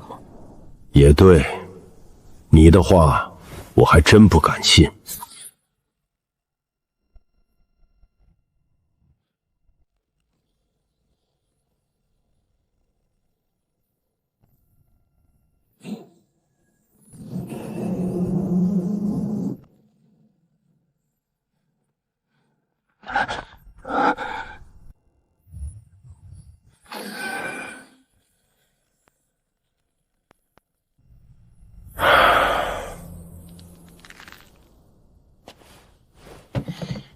陛下，可有收获？有一些，这每一座古殿里都有传送阵，彼此似乎有联系，但这里那座已经残了大半，看不全了。现在只能指望无量秘境里那座，若它还能用，或许真能通往荒古禁地。原以为青铜古殿只能帮上一丝丝，没想到作用居然比想象过大得多。这一来，进入荒古禁境的把握起码多了2成。对了，这东西也该还给你了。多谢陛下。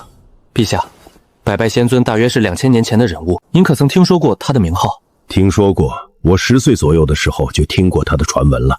不过那时候他已经死了2000多年，这上面的字是2000年前一个皇朝的文字。从我记事起，那个皇朝就已经灭了好一阵子了。我能看懂，是因为他亡的还不算太久，有些东西还来得及认。陛下，4000年前百拜仙尊就已经存在了，那他的实力到底有多强？不清楚，但仅凭一道虚影就能镇压此处的灾色和羽化真人，我自认做不到。若不是青铜古殿本身限制着那股力量，我说不定也会动心借用一下。我还以为是真看不上那股力量，原来只是搬不开。陛下，在下还要给师祖安葬，就先行告退了。去吧，但要快些，取走无量秘境的青铜古殿花不了多少时间。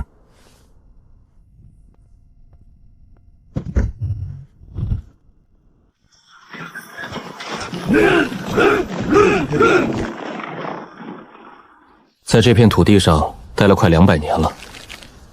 200年前，我只想安安静静的活着，做些有意思的事，从没想过会离开，也没想过会和修仙界有什么交集。可事情像一只无形的手，硬生生把我推到了现在这个位置，让一个最不想修仙的人达到元婴境，真是世事无常。一段历程已经结束了，无论它曾经多么波澜壮阔，终究是结束了。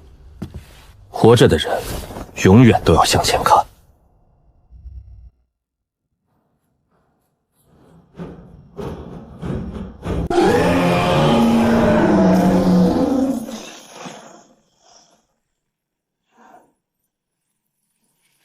陛下，硬闯荒古禁地这种事，在下恐怕不是很擅长，要不等一会儿再进去。荒古禁地里有另一座青铜古殿，你不进去怎么能看得到？道理是这么个道理，但我不擅长呀，我跟在陛下身边会拖后腿的。硬闯荒古禁地只有一次机会，你不跟我进去，大概率是进不去的。再说，青铜古殿的修复是你主持的，你不一起，我能放心吗？念生是在青铜古殿的传送阵里消失的。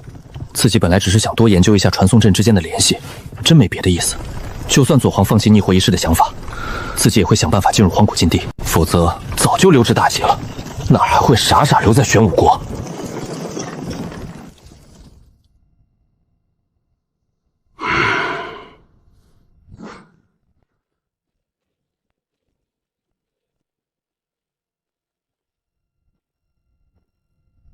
看样子，荒古禁地并没有想象中的那么……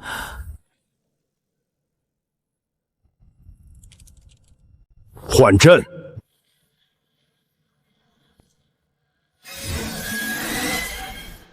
杀！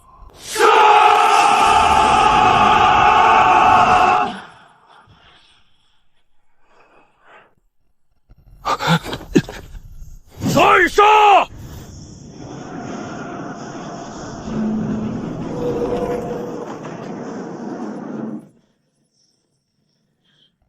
开了！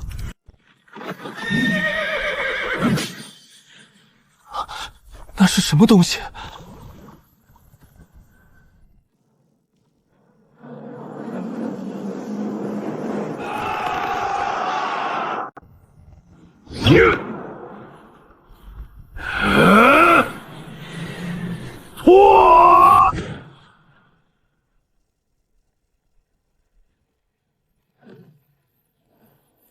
这片大地上的修炼方法繁杂，大乾重内修，玄武重外修。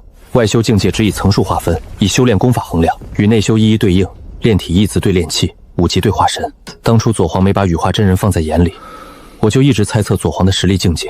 现在想来，起码要达到第6个修炼境界。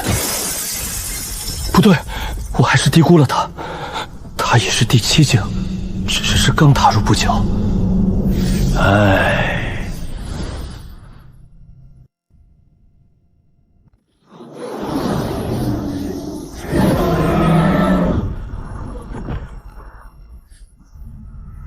也来！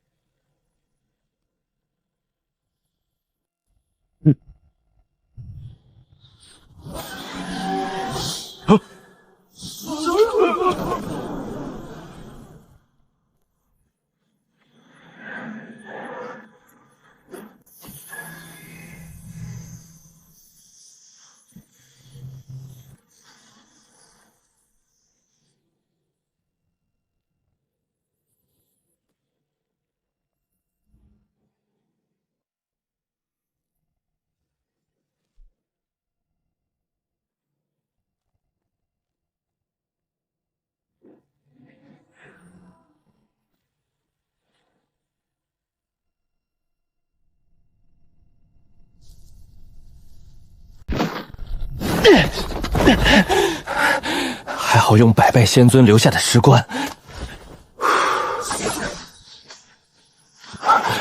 外面是银色阵纹，这里是金色阵纹，完犊子了！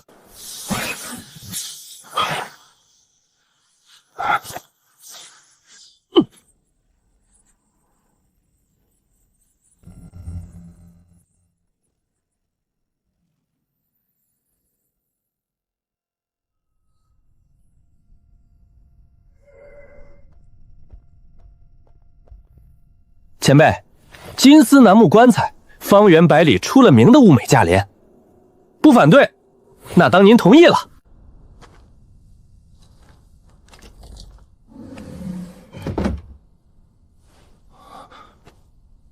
补天膏，扭转生死，续命7日。可惜古药名早已更迭，无法炼制。此书乃一位阵法大师的毕生所学，这金色阵纹从天地大道演化而出，非无上者不可掌控。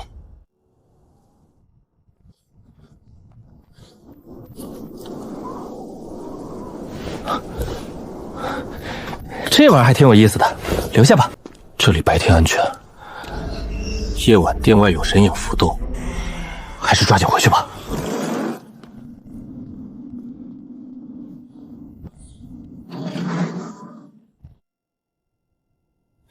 左皇真不是不给您收尸，实在是小弟时间到了，您多担待，100年后再来给您装脸。